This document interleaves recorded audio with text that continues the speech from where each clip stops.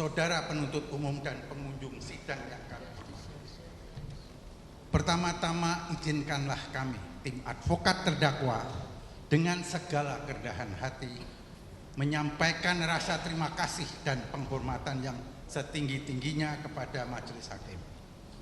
Terima kasih atas kesabaran, kearifan, dan kesempatan yang telah diberikan kepada kami untuk menyusun dan menyampaikan perlawanan terhadap surat dakwaan yang telah dibacakan di persidangan ini pada tanggal 2 Juli yang lalu.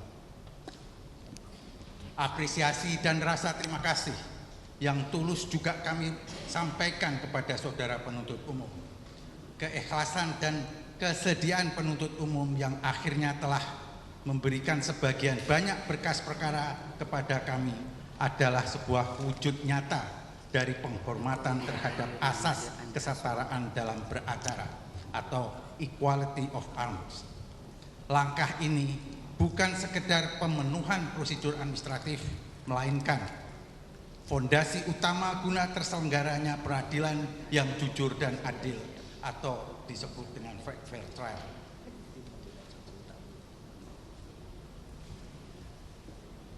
Kami menyadari dalam dinamika persidangan pada agenda-agenda sebelumnya sempat terjadi riak dan sedikit ketegangan di antara kita. Dari tempat kami berada, kami memohon maaf yang sebesar-besarnya. Percayalah, ketegangan tersebut tidak lahir dari kebencian personal, melainkan dari sebuah benturan dialektika dan ketegasan kami dalam mempertahankan hak-hak hukum terdakwa. Kita semua yang berada di ruangan ini pada hakikatnya disatukan oleh satu cinta yang sama, yaitu cinta pada tegaknya hukum dan keadilan. Majelis hakim yang kami muliakan, perlu kita sadari bersama bahwa peradilan pidana Indonesia saat ini tengah mengitari poros sejarah yang baru.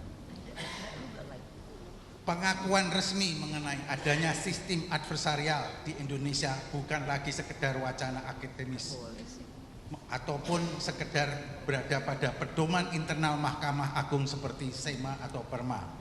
Sistem ini telah kami adopsi di dalam Undang-Undang Nomor 20 Tahun 2025 tentang KUHP. Secara eksplisit pasal 4 Undang-Undang Nomor 20 Tahun 2025 mengatakan bahwa hakim acara pidana dilaksanakan dengan perpaduan antara sistem hakim aktif dengan para pihak berlawanan secara berimbang dalam pemeriksaan di ruang pengadilan.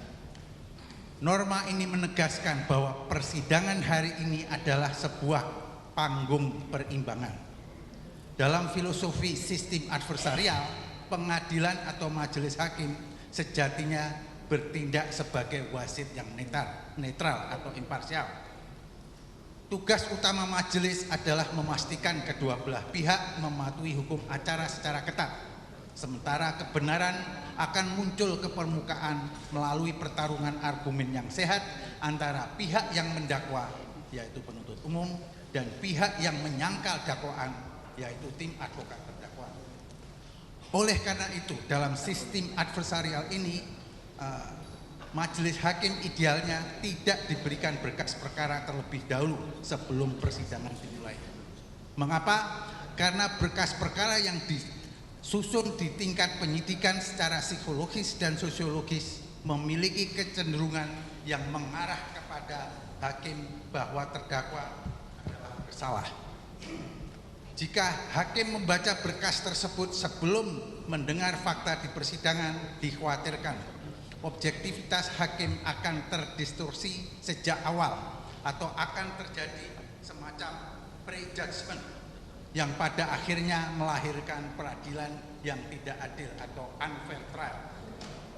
Sistem ini, yaitu sistem adversarial, menghendaki agar majelis hakim menemukan dan mengetahui fakta untuk pertama kalinya justru di dalam ruangan sidang ini. Jadi murni dari apa yang terungkap secara lisan dan visual, bukan dari asumsi tertulis yang mendahulunya. Kami memahami bahwa kultur hukum kita belum sepenuhnya sampai pada tahap itu. Namun landasan filosofis materi yang sama persis, semata-mata agar Perimbangan itu nyata, bukan fata morgana. Sebab semangat mendasar dari KUHP baru tahun 2025 adalah sebuah pesan kemanusiaan yang agung. Hukum acara pidana diciptakan bukan untuk mencari cara bagaimana secara sah menghukum seseorang, melainkan bagaimana menjaga agar jangan sampai ada orang yang tidak bersalah dihukum. Majelis hakim yang kami muliakan, mari kita jernihkan pandangan kita dan riuh rendahnya dinamika sosial di luar sana. Kami melihat ada dikotomi yang keliru dalam memandang perkara ini. Di satu sisi para pendukung Joko Widodo kerap menuntut dengan keras agar terdakwa dijatuhi hukuman yang berat. Namun di sisi lain, kita bisa melihat terdakwa maupun para pendukungnya tidak pernah sekalipun menuntut agar Bapak Joko Widodo dihukum. Keinginan kami sangat sederhana, terukur dan konstitusional. Kami hanya menuntut satu hal, agar keabsahan sebuah ijazah dapat dibuktikan secara terang-benderang di hadapan hukum dan pengadilan. Namun apa yang kita saksikan sepanjang proses peradilan ini sungguh sebuah ironi yang mendalam. Ruang pengadilan yang mulia ini ternyata sengaja atau tidak telah dipersempit ruang lingkupnya. Persidangan ini ditarik menjauh dari hulu masalahnya. Kita tidak sedang diajak untuk menguji kebenaran material dari ijazah yang menjadi pokok permasalahan, melainkan kita terjebak dalam labirin penafsiran formalitas perihal pasal-pasal pencemaran nama baik dan fitnah. Persidangan ini seolah-olah dirancang untuk melompati substansi dan langsung melompat pada kesimpulan. Bagaimana mungkin seorang dihukum karena dianggap memfitnah dan mencemarkan nama baik atas suatu objek, jika objek itu sendiri, yakni kebenaran atau ketidakbenaran ijazah tersebut tidak pernah dibongkar, dibuka dan dibuktikan secara transparan dalam sidang. Menghukum terdakwa tanpa membuktikan status hukum ijazah tersebut adalah tindakan yang menolak kebenaran itu sendiri. Majelis hakim yang kami muliakan, persidangan yang menjauhkan diri dari akar kebenaran hakiki adalah sebuah peradilan yang semu. Menghukum seorang atas dasar nama baik tanpa mau menguji kebenaran faktual di balik tuduhan tersebut adalah ketidakadilan yang dipaksakan.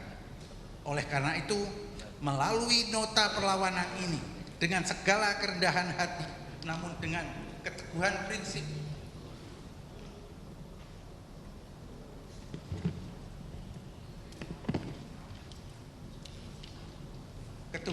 yang utuh, kami mengajak majelis hakim yang mulia untuk melangkah melampaui formalitas teks undang-undang yang kaku. Kami mengajak majelis hakim yang mulia sebagai benteng terakhir keadilan untuk berani memposisikan persidangan ini bukan sebagai alat untuk menutupi kebenaran, melainkan sebagai pintu gerbang utama tempat terkuaknya kebenaran material yang sejati. Apabila persidangan ini dipaksakan hanya untuk mengadili hilir dan menolak mengadili hulu, yaitu bukti ijazah, maka demi hukum dan demi keadilan yang berdasarkan ketuhanan yang Maha Esa, persidangan yang semacam ini sudah sepatutnya dihentikan dan dinyatakan tidak diterima.